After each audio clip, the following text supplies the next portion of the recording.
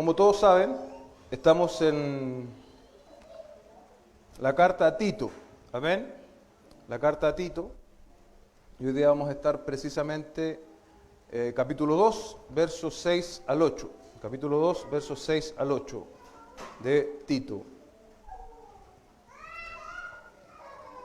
Vamos a leer en el nombre del Señor. Asimismo, exhorta a los jóvenes a que sean prudentes. Muéstrate en todo como ejemplo de buenas obras, con pureza de doctrina, con dignidad, con palabra sana e irreprochable, a fin de que el adversario se avergüence al no tener nada malo que decir de nosotros. Dios, hemos dado lectura a tu palabra. Te ruego tú nos guíes a través de ella esta mañana, que encontremos aquí alimentos, Señor, suficiente, necesario para nuestras almas, para la edificación, para la corrección, para lo que solamente tú puedes hacer mediante tu poderosa y suficiente palabra. Te lo ruego en el nombre de nuestro Señor Jesucristo. Amén y amén. Satanás ha solicitado poder para zarandearos como a trigo. Lucas 22:31. Un hombre de mediana edad fue a ver al gran artista Dante Gabriel Rossetti para mostrarle unos bosquejos y dibujos y pedirle su opinión sobre el autor. El hombre olía a licor y tabaco y sus manos eran inseguras, los ojos enrojecidos. Rossetti, con una mirada, vio que no valía la pena tratar de ayudar al autor y se lo dijo. El visitante no dio muestras de sorpresa, pero seguidamente sacó otro fajo de dibujos y le dijo a Rossetti que eran de un joven estudiante. Estos gustaron mucho a Rossetti y se ofreció para ayudar al estudiante dándole más instrucción. El visitante le contestó: Señor, temo que es imposible. Yo mismo he hecho las dos series de dibujos, los buenos cuando era muy joven, los otros hace poco. Lo que me confirma lo que ya suponía, que no solo he entregado al diablo mis mejores años, sino que también gran parte de mi talento. Ya no tengo edad para aprender y progresar en mi arte, y si logro algo, no será con las capacidades que cuando era joven. Dar a Satanás los años de la juventud es darle lo mejor. Esta historia ilustra una advertencia, amén, sobre qué hacen los jóvenes con su vida, cómo invierten. Y esta mañana el texto nos proporciona herramientas, tanto a los adultos como a los jóvenes que puedan estar acá presentes, para saber guiarnos durante la etapa de la juventud, para saber guiar a los jóvenes, y a los que son jóvenes hoy, para que se sepan guiar en conformidad a la Escritura. El nombre de nuestra predicación es simplemente a los jóvenes. Amén, a los jóvenes están dirigidos estos versículos que hemos leído. Vamos a dividir nuestra enseñanza en tres. La primera dice, jóvenes, prudencia. Amén, jóvenes, prudencia. Y leemos en el versículo 6, asimismo exhorta a los jóvenes a que sean prudentes. Tito no solo debía ocuparse, como hemos visto hasta ahora, de las ancianas, los ancianos, las mujeres jóvenes, que se comportaran de acuerdo a la sana doctrina, sino también ahora incluye a los jóvenes. El texto nos dice, asimismo exhorta a los jóvenes. La juventud es comúnmente utilizada, estará de acuerdo conmigo, como una justificación para ser tolerable, una tolerancia demasiado flexible en mi opinión. Como que decimos, bueno, es joven, entonces hay que soportarlo, hay que aguantarlo, hay que tenerle paciencia. Ya irá a madurar, decimos con cierta esperanza. Pero la palabra del Señor también tiene algo que decirle a los jóvenes. ¿Cuántos jóvenes hay aquí? ¿Quién dijo amén? Sentí un amén así medio con una voz desgastada. Ahí veo varios jóvenes. Así que esta palabra es directamente para ti y para los más adultos. Es una forma de enseñar a nuestros jóvenes. Amén. Que también tenemos que considerar, por lo tanto. Tito debía llamarles a la prudencia. Sin importar la edad, la prudencia es un carácter transversal en la vida del creyente, que debe caracterizar, como hemos visto hasta aquí, a los pastores, a los ancianos, a las ancianas, a las mujeres jóvenes. Un comentario consultado dice algo interesante en este sentido. El uso de varias formas de esta palabra, es decir, prudencia, se destaca en las pastorales, indicando que todos los cristianos tienen un llamado a la moderación, a la cordura y al autocontrol. Se acusa, como dije antes, con cierta justicia a la imprudencia de los jóvenes, sus actitudes rebeldes, sus arrebatos, sus decisiones con poco aplomo. Eso fue verdad en Creta hace 2000 años y también es verdad hoy en día. Casi no necesita decirse que el permisivo y distendido clima moral de un sitio como Creta, donde entregarse a las tensiones se veía como algo normal, a las tentaciones, perdón, una virtud como el dominio propio era de vital importancia para los jóvenes. Sigue siendo de igual importancia para los jóvenes cristianos del día de hoy. Hoy día, amada iglesia, se estimula lo instintivo, movernos por instinto, muy lejano a la prudencia que nos exige la Escritura. Vivimos nuestro propio tiempo, la Creta del siglo XXI, donde la palabra o llamar a los jóvenes a la prudencia es absolutamente anacrónico, pero resuenan las palabras dichas a Timoteo en 4:12, en la primera carta: no permitas que nadie menosprecie tu juventud, sino sé ejemplo de los creyentes en palabra, conducta, amor, fe y pureza.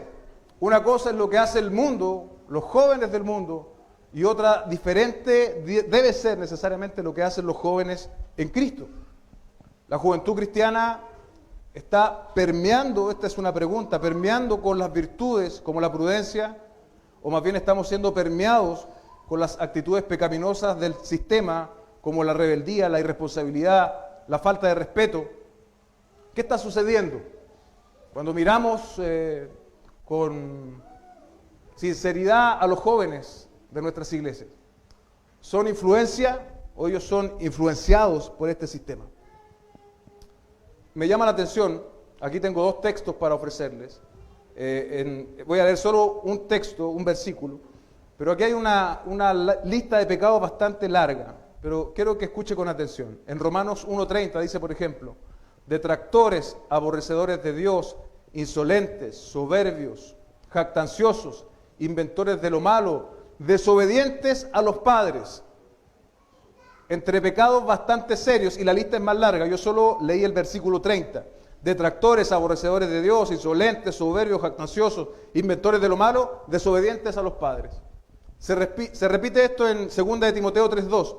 Porque los hombres serán amadores de sí mismos, avaros, jactanciosos, soberbios, blasfemos, desobedientes a los padres, ingratos y irreverentes.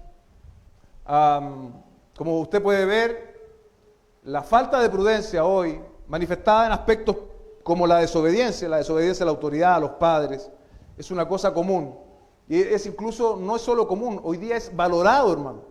Hoy día es valorado, se aplaude cuando los jóvenes se rebelan en contra del sistema, en contra de sus padres. Hoy día tenemos héroes por haber iniciado una revuelta social hace unos años atrás. Son héroes. Sin embargo, empezaron a hundir a este país, al menos en el aspecto económico.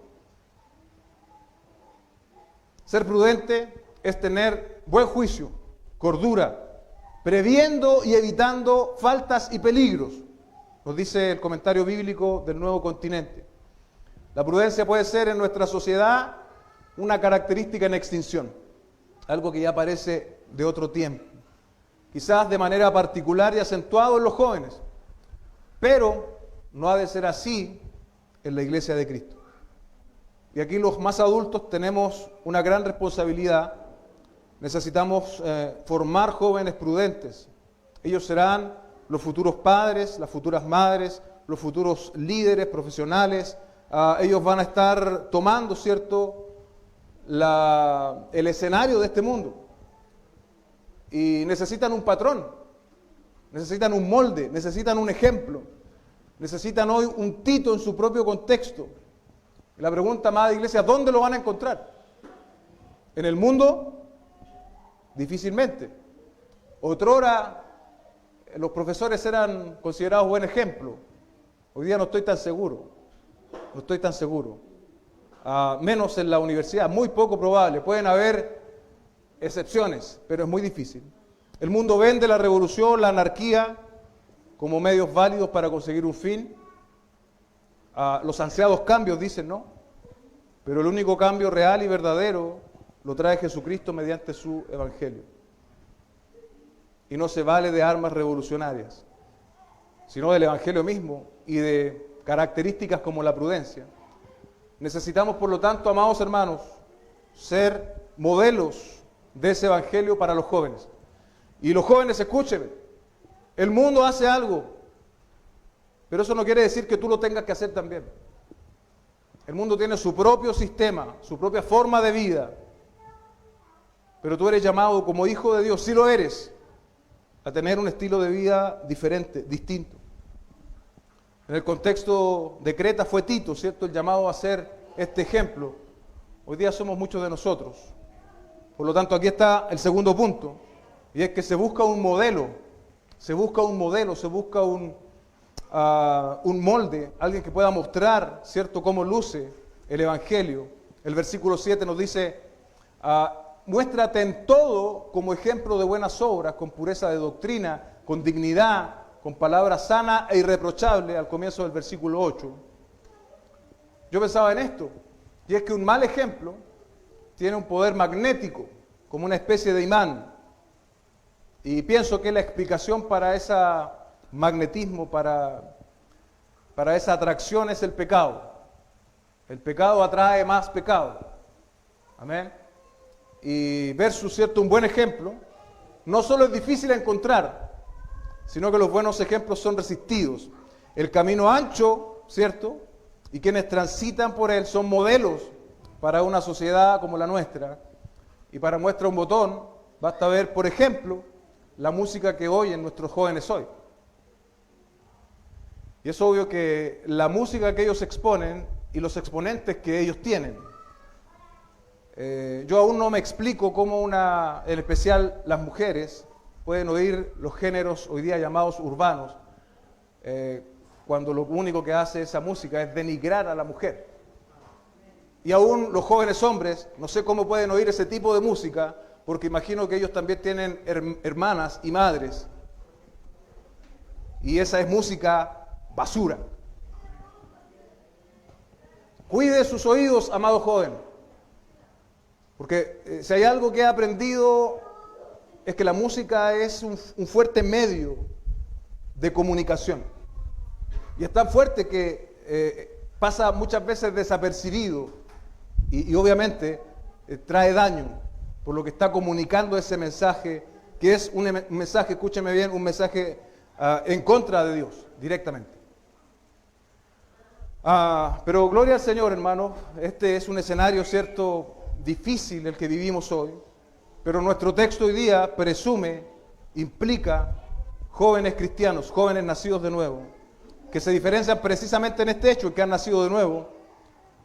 Y aquí hay algo interesante, no solo necesitamos información teológica, no solo necesitamos la sana doctrina, el texto nos está diciendo que necesitamos buenos ejemplos. ¿Amén? No es como que les hagamos un discipulado a los jóvenes y ya está. Los mandamos a la escuela dominical, los metemos a un instituto bíblico y ya está. No, Pablo está aquí apurando a Tito diciéndole, muéstrate tú como ejemplo en todo. Está bien la sana doctrina, vamos. Enseñar la escritura, vamos. Hacer las aplicaciones en el contexto en el cual vivimos hoy, está bien, está todo eso bien. Pero se necesitan ejemplos. Se necesitan hombres y mujeres ejemplares para los jóvenes que vienen, para los jóvenes que están hoy entre nosotros.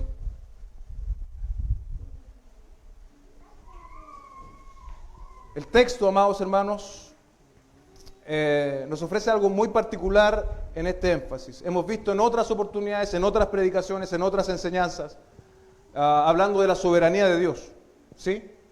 Y hablar de la soberanía de Dios, una de las cosas que provoca en nosotros es que nos da confianza. Todo está bajo el designio y decreto de un Dios soberano. Amén. Pero el texto nuestro esta mañana enfatiza la responsabilidad de los hombres.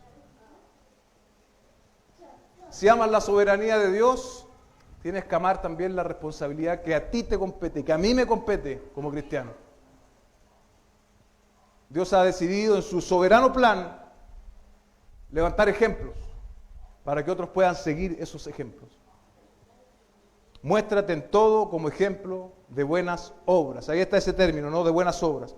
El desafío no era menor para Tito, tenía que ser un gran ejemplo y aquí también hay algo para nosotros esta mañana, las demandas que Dios nos hace son demandas que Él nos capacita para cumplir a través de su gracia. Le reitero esa idea. Las demandas que Dios nos hace son demandas ciertamente que Dios nos capacita para cumplir a través de su gracia. Cuando Pablo le escribe a Tito que debe ser ejemplo en todo, Pablo sabía que Dios mismo había capacitado previamente a Tito para vivir de esa forma. Lo mismo sucede con nosotros. Todas las demandas no son demandas en el vacío. Todas las demandas y requerimientos que Dios nos hace son demandas en la base de la gracia del Señor que nos capacita para vivir de determinada forma. Permítame explicarlo con otro texto, Efesios 2:10. Efesios 2:10.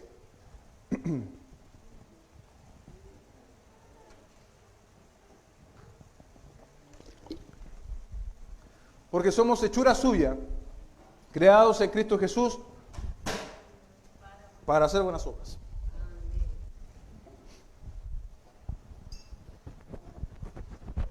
Voy de nuevo. Porque somos hechura suya, creados en Cristo Jesús para hacer buenas obras, las cuales Dios preparó de antemano para que anduviésemos en ellas. Efesios nos lleva un poco más atrás, ¿no? Porque dice que somos creados en Cristo Jesús para hacer buenas obras. Ahí hay un diseño de Dios. Toda persona que ha sido redimida por Cristo tiene este diseño. No hay forma que te escapes. Si la gracia del Señor te ha alcanzado, lo que sigue, podríamos decir, es que tú vas a mostrar buenas obras. No se puede separar. No puede ser redimido, alcanzado por la gracia y no manifestar buenas obras. ¿Amén? Amén. Y el Señor, ¿cierto? Dice que hemos sido creados con un propósito, con un fin. Y luego, también el texto al final dice, las cuales Dios preparó de antemano. Si me permite decirlo de otra forma, es como que Dios preparó ese camino de las buenas obras y tú y yo lo que debemos hacer, transitar, caminar, hacer esas buenas obras que Dios ya preparó de antemano. Por lo tanto, este requerimiento para Tito es también para nosotros. Amén. Es para nosotros en el amplio sentido de la palabra, hombres y mujeres. ¿Qué ejemplos necesitan los jóvenes? El texto nos dice buenas obras. Y ahora vamos a ver los aspectos que enfatiza Pablo respecto de estas buenas obras. El primero de ellos dice, con pureza de doctrina. En tanto otros estaban aceptando y diseminando el error doctrinal en Creta, como leemos en Tito 1:10, porque hay muchos rebeldes, habladores vanos y engañadores, especialmente los de la circuncisión, a quienes es preciso tapar la boca porque están trastornando familias enteras, engañando por ganancias deshonestas, cosas que no deben. Y el 14 dice, y no prestes atención a los mitos judaicos y mandamientos de hombres que se apartan de la verdad. Esta es la distorsión, amada iglesia, que enfrentó Tito. Y en ese buenas obras, ¿cierto?, se debía ahora mostrar la pureza doctrinal, ser fiel a lo que Dios ha revelado. No puedes tener pureza doctrinal si no eres fiel a la revelación de Dios. Segunda de Timoteo 2:15 dice, procura con diligencia presentarte a Dios aprobado, como obrero que no tiene de qué avergonzarse, que maneja con precisión la palabra de verdad. ¿Qué debía hacer Timoteo para ser considerado obrero aprobado? Primero, procurarlo, ser intencional, tener una decisión firme en ese sentido, lo que consecutivamente lo llevaría a manejar la palabra con precisión. Si él hacía esas dos cosas, iba a poder ser considerado, categorizado como un buen obrero. Mantenerse, iglesia, en pureza doctrinal es un gran desafío hoy en día. Siempre lo ha sido. Y quiero contarles la experiencia que nos ha tocado a nosotros como iglesia. Nosotros partimos escuela Berea por allá en junio del 2017. De hecho, yo le puse Proyecto Berea en ese entonces. Y estábamos aún en el Templo Grande. No sé cuántos fueron allí. Levanten sus manos, por favor. Me parece que cuento 5, ¿no? Sí. Bueno, yo creo que habían un poco más. Habíamos como 8. cuando empezamos. Hicimos esos primeros cursos, esas primeras clases, y ya al final había como 4, como 5. Terminamos ese primer ciclo y después nos cambiamos a Ramón Cruz, seguimos enseñando, seguimos con escuela bíblica, prácticamente las mismas personas, y se sumaron 2 o 3 más, ¿sí? Ahí a poder enseñar doctrina. Pero también se sumó mi hija Grace, andaba ahí gritando, ¿cierto?, llorando, pero ahí estaba, muy pequeña. Me acuerdo perfecto, tengo que haber realizado clases incluso con 1 o 2 personas, en más de alguna oportunidad, por diversos motivos. Éramos tan pocos que a veces no llegaban los hermanos, pero si llegaba 1 o 2, la clase se hacía igualmente.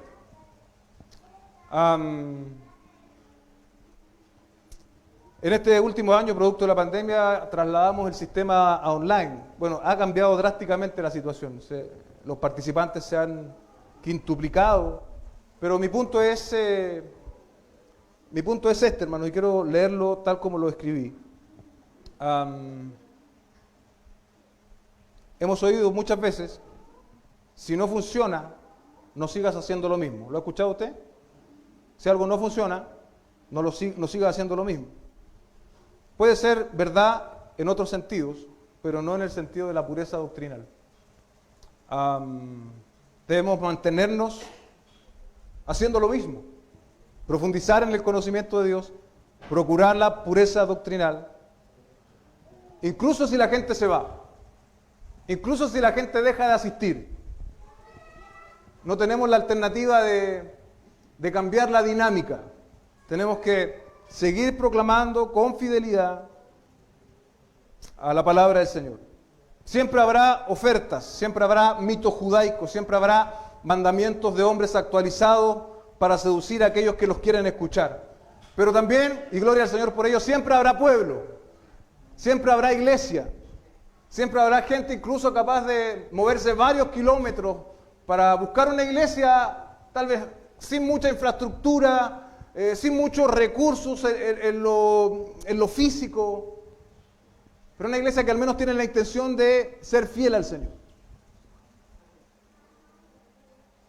Según de Timoteo 4:3, porque vendrá tiempo cuando no soportarán la sana doctrina, sino que teniendo comezón de oídos, conforme a sus propios deseos, acumularán para sí maestros, y apartarán sus oídos de la verdad y se volverán a los mitos. Ayer, por pura curiosidad, en la televisión puse un canal, hay canales evangélicos, usted sabe, y escuché al hombre que estaba allí. Traté de ser lo más imparcial posible. Y bueno, honestamente, algo se podría rescatar de lo que él estaba diciendo. Pero yo al final pensaba, yo lo que él está diciendo, lo podría escuchar perfectamente en una charla motivacional. Lo podría escuchar en otro contexto distinto a la iglesia. Y ese lugar habían, no cientos, había miles de personas. Porque la palabra se cumple. Les hablarán conforme a sus propios deseos, acumularán para sí maestros y apartarán sus oídos de la verdad y se volverán a mitos. Eso hoy día también se cumple. Por eso debemos como iglesia, como individuos, como familias, procurar la pureza doctrinal que se exigía a Tito. Lo segundo es con dignidad. La Reina Valera y la NBI traducen esto como seriedad. Hablábamos, me parece, la semana pasada de este término de ser serios. Lo cierto es que no escapa mucho de lo que ya hemos dicho antes, pero un comentario consultado dice, el apóstol indica la manera en que Tito debe impartir su enseñanza con seriedad o dignidad. Es decir, que su enseñanza no solamente debía caracterizarse por la pureza y solidez del contenido, sino también por la seriedad del método a emplear. Es interesante eso. Sin embargo, es pertinente aclarar que enseñar con dignidad no quiere decir hacerlo con arrogancia o con orgullo, sino con la conciencia de la gran responsabilidad de ser transmisores del mensaje divino. Por tanto, ha de tomar en serio su tarea. Sin amargura o enojo, sino con humildad, sencillez y serenidad, de modo que no ceda a la provocación o a la agresión de quienes se burlen o rechacen el mensaje. Esto lo dice Juan Carlos Ceballos y Rubén Sorsoli. Me acordaba de este pasaje en 2 Corintios 5:20. 2 Corintios 5:20. Por tanto, somos embajadores de Cristo, como si Dios rogara por medio de nosotros.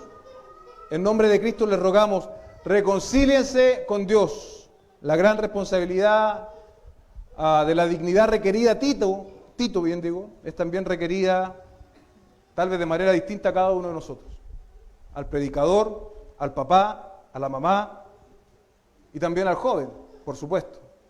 Es necesario, hermanos, que entendamos esta gran dignidad como emisarios que somos del Evangelio. Amén. Debemos hacerlo con integridad. Lo tercero en este punto es que dice que las buenas obras deben manifestar también palabra sana e irreprochable. Tito debe ser también un ejemplo de integridad en sus palabras. Muy a menudo la conversación irreflexiva, especialmente entre los jóvenes, puede generar en comentarios hirientes e insensibles. Tito debe servir de ejemplo para el bien, dice John Benton. Una pregunta para nosotros, amada iglesia, esta mañana. ¿Cuántas veces nuestra lengua ha sobrepasado a nuestro cerebro y lo hemos lamentado? ¿Sí?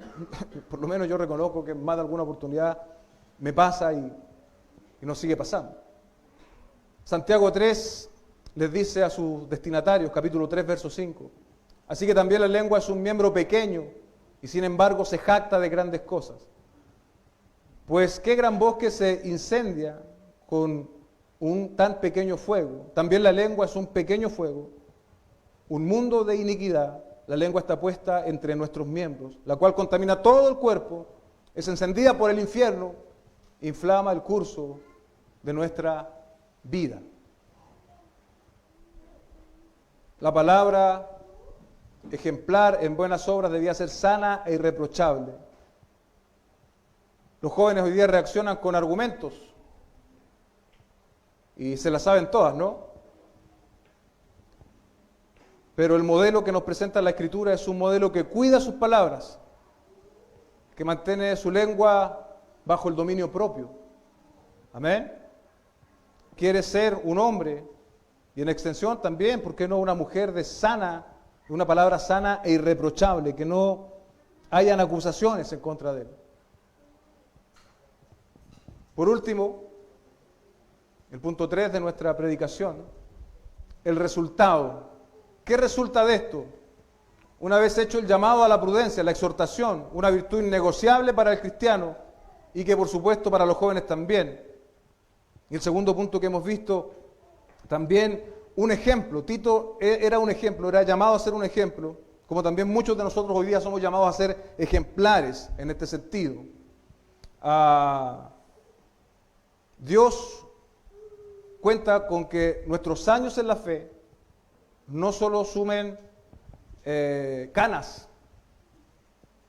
y mañas, ¿sí? Parece que mientras más años estamos en la iglesia, bueno, en mi caso personal, muchas canas y también muchas mañas. Nos ponemos mañosos, mañosas, pero definitivamente no es el diseño de Dios. Y hemos visto hasta este punto que Dios quiere que nosotros crezcamos en piedad, iglesia, en virtud, que seamos ejemplos para otros. ¿Y qué va a producir eso? Al final del verso 8, a fin de que el adversario se avergüence al no tener nada malo que decir de nosotros. ¿Quiénes eran en ese contexto el adversario? Uno podría pensar instintivamente Satanás, pero probablemente no se refiere a Satanás, sino por el contexto a los falsos maestros que ya habíamos mencionado, que promovían un evangelio pervertido de mitos judaicos y de mandamientos de hombres, o bien a la propia sociedad de Creta, ¿sí? La sociedad pagana, no creyente de Creta, se iba a constituir también en ese adversario para quienes el cristianismo era algo absolutamente extraño, ¿no? Nuestro testimonio, amados, debe ser fuerte. Notemos que Pablo acá utiliza el plural, dice, al no tener nada malo que decir de nosotros, ¿sí? Esta es una responsabilidad que nos compete a todos. No es solo una tarea del liderazgo, es una tarea de iglesia. Hemos de ser intencionales por dar un buen testimonio de nuestra fe, un comportamiento coherente con nuestro cristianismo. ¿Y qué produce eso? Que no hay nada que decir de la iglesia. Pensaba también otra vez en nuestra experiencia como iglesia. Y sabe, en parte, por gracia y misericordia de Dios, nosotros estamos utilizando este lugar, pero también es porque la iglesia, en sus 22 años aquí en este sector, ha tenido un buen testimonio. Porque créanme, si no fuese así, no hubiese cerrado las puertas a la primera petición.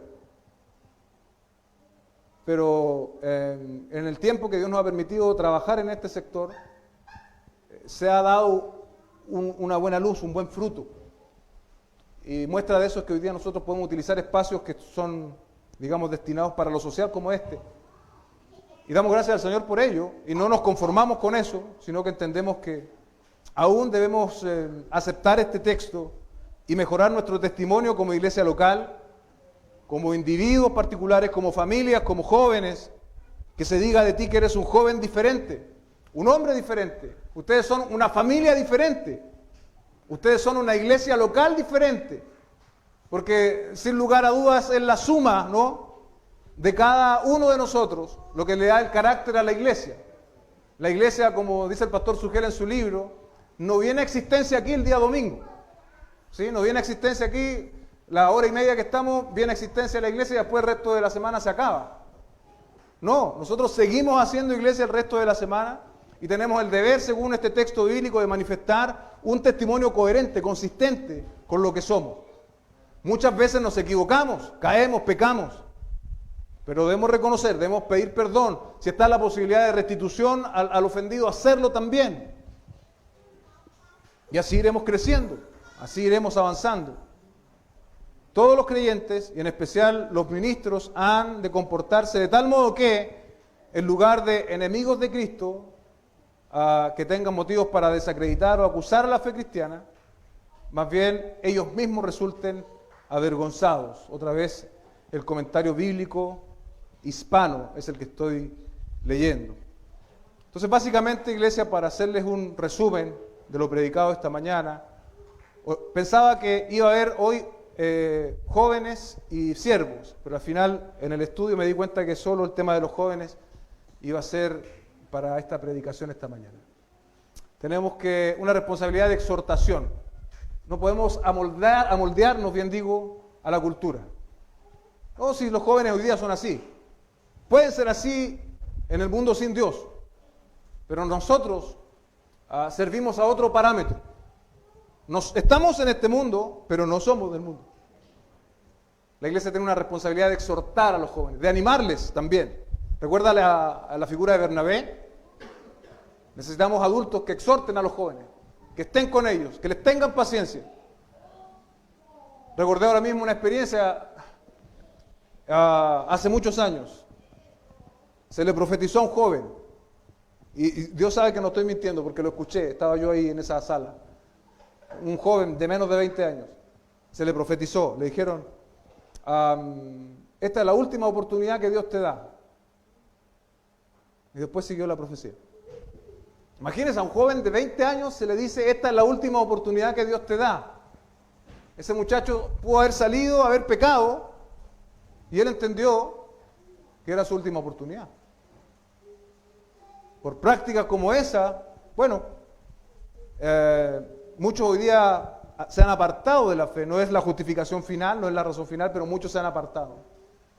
Por eso es tan necesaria la pureza doctrinal, hermano, para no caer en ese tipo de desviaciones doctrinales, de amarrar la conciencia de una persona con algo así como Dios me dice que te diga, o así dice el Señor. Todo así dice el Señor, que usted va a oír desde este púlpito, será leído e interpretado desde la Escritura. Esa exhortación es tarea de cada uno de nosotros hoy. Luego ese ejemplo también, debemos ser ejemplos para los que vienen. Ellos van a tomar, como cuando se corren en estas carreras de relevo, ¿no? Son los jóvenes los que van a tomar el testimonio inmediatamente después de nosotros. Y si los jóvenes no se están formando, eso quiere decir que no va a haber quien tome el testimonio. Y eso sí es muy peligroso. ¿Sí? Creemos en la soberanía de Dios, pero como dije antes, hoy día estamos hablando de lo que nos compete a nosotros como creyentes. Y por último, el resultado. Los enemigos serán avergonzados. Dios nos permita llegar a ese nivel de madurez, a un nivel en el cual no se tenga nada que decir de nosotros y que conforme van pasando los años por nosotros, seamos más maduros, seamos más confiables, seamos mejores ejemplos para otros y que nuestro testimonio también sea de impacto, incluso para aquellos que desestiman el cristianismo. Amén. Señor, te damos gracias esta mañana.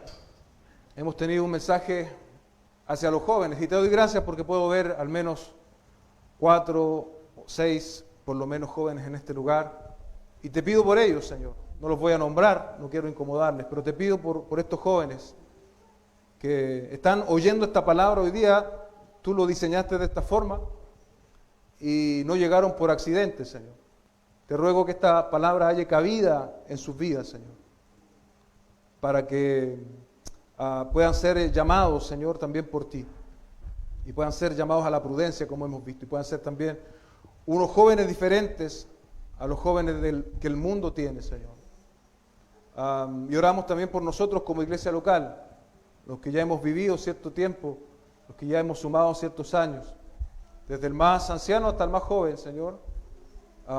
Permítanos ser ejemplos, Señor, para otros. Permítanos también abrir espacios para los jóvenes, para mentorearlos, Señor, para ayudarlos, para impulsarlos, para que ellos también puedan crecer en el conocimiento tuyo, Señor. Es cierto que estamos en tiempos difíciles, estamos en tiempos donde el cristianismo es una contracultura, pero tú eres un Dios poderoso y soberano, que nos ha dado en su palabra las herramientas suficientes para enfrentar esta tormenta que yo creo que no solo se avecina, sino que ya estamos viviendo. Manténnos firmes en tu verdad, Señor, para poder proclamarla con autoridad, con decisión, sin importar los resultados en lo pragmático, Señor. Te damos gracias, te bendecimos, en el nombre de nuestro Señor Jesucristo. Amén y amén.